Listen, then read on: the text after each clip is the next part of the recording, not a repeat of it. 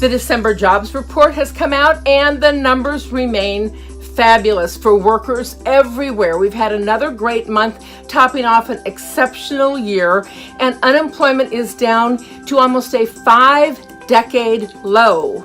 And there are more people employed than ever before in the history of the United States, and salaries are increasing. So it's really a wonderful situation. So as we go into the new year, this might well be your resolution to go find a fabulous new job for a fabulous new year. So I want to give you some tips that will help you be successful in your job search. First and foremost, we know that half of all jobs come from the online job boards, LinkedIn, applying online to the different job boards. But that means, what about the other half? Those are found through networking.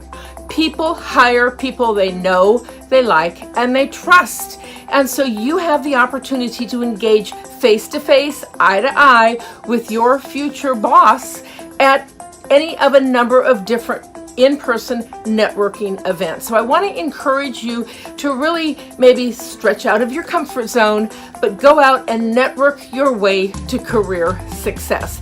And you can do it easily through many different groups. There's 5 or 6 different types of groups. The most important one, I believe, are the professional associations. There is a professional association for every single group or profession, whether it's nurses, it's mechanics, it's marketers, whatever it is. There is probably a local professional association, maybe 2 or 3, where people in that industry meet. There's also national industry associations and trade associations.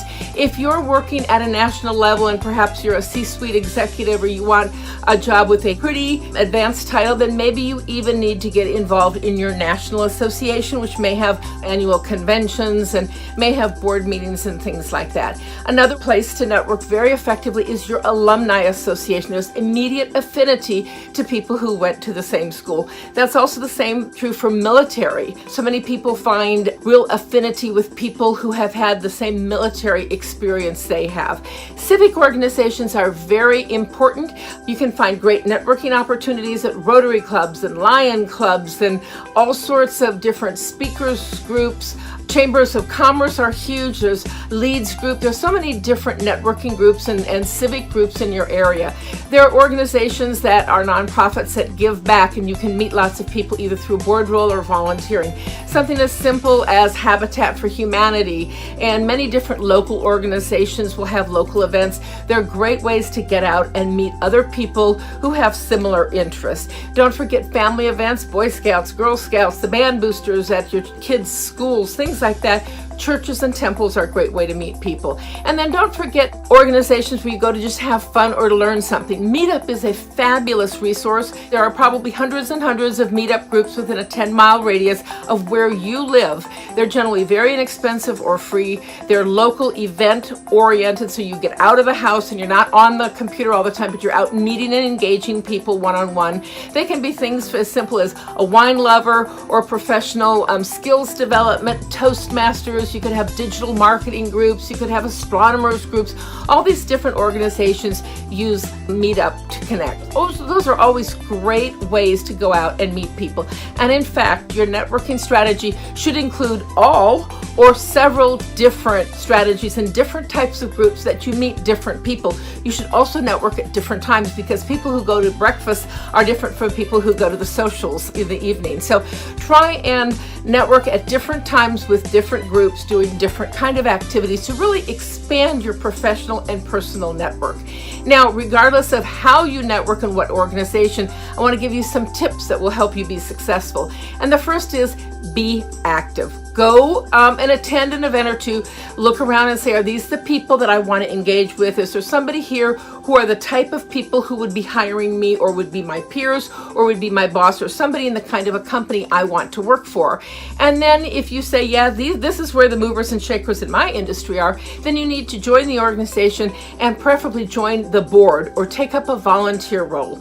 My favorite 2 roles are hospitality and membership for anybody.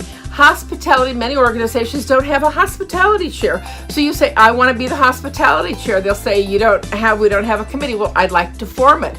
And then you just Google how to do it. It's very simple, some very simple steps. And then you have a way of engaging everybody who walks in the door. You have a purpose to go and introduce yourself. Maybe you have a card with the organization. I'm the hospitality chair. I want to make sure you feel welcome. Tell me about yourself. Maybe come and sit with me. I'd like to have you sit at my table and I'll introduce you around. Gee, what a great way to make people feel comfortable, make them feel indebted to you because you made their experience better, and to meet everybody in the organization. The second way is joining the membership committee. And you have to be careful because you're going to have all the membership data of everybody who belongs there, their company, their phone numbers, their emails, information about them. You must be ethical in how you deal with this. You can't take that list and start sending them mass emails looking for a job. That's not appropriate. But you can strategically look for the companies and the people that you'd like to connect with, and then you have an opportunity to pick up the phone or send an email and say, Mr. Jones, your company's membership is renewing next month. Could we get together for a cup of coffee? I'd like to introduce myself, talk to you about how you could get great results from your membership in our organization. I'd like to meet you personally on the hospitality or in the membership chair or whatever. That will really help you to engage with people in your industry. So let me give you some tips on how to be effective when you're out networking. And the number one is you must have business cards on you at all times. And they should be your personal business cards, not just your company cards. You probably have those also where you're working, but you want to have your personal business cards that have a photo on it and have your permanent phone number and your permanent email so people can find you even if you do transition jobs. Secondly, you need to learn how to introduce yourself memorably. So it's very important that you know how to engage with people, that you know how to shake hands, you say your name, how do you engage with them, and how you learn their name, and make sure that you are memorable. And the third thing is make sure that you have an elevator pitch. You can read about it. It's very simple. It's 30 seconds that introduces yourself, tells you what you do, how you can do it for whoever you're meeting, gives them kind of proof that you've done it or reassurance that, yes, I have this experience. And secondly, or lastly, has a call to action. Hey, I'd love to know more about your company. I'd love to meet with you. Could we have a cup of coffee? Whatever it is, a call to action. And that is your elevator pitch. And the last tip I want to give you that's very helpful is my 3-person rule.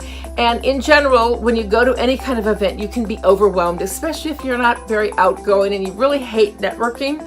Here's the way you do it. There may be hundreds of people in that room, but you don't have to meet all 100 of them. You just need to meet 3 of them. So it's my 3rd-person rule, and that means you must engage with 3 people intimately, deeply. You need to get to know them, their, what they do, their company, where they come from, if they're married, if they have kids, what their preferences are, what kind of needs they have, what they do in work. So you're going to talk and network with them, and it's about them so that you can learn about what they want, what they have, but you're going to engage with 3 people and really have a good relationship with just 3 people, and pretty soon you'll know everybody. With those tips, you will have great success in networking. So I encourage you in this new year, make a new you, a new career, go out there and network your way to career success. This is Diane Huth, the Accidental Career Coach, wishing you a very happy and successful 2019 with a great new job.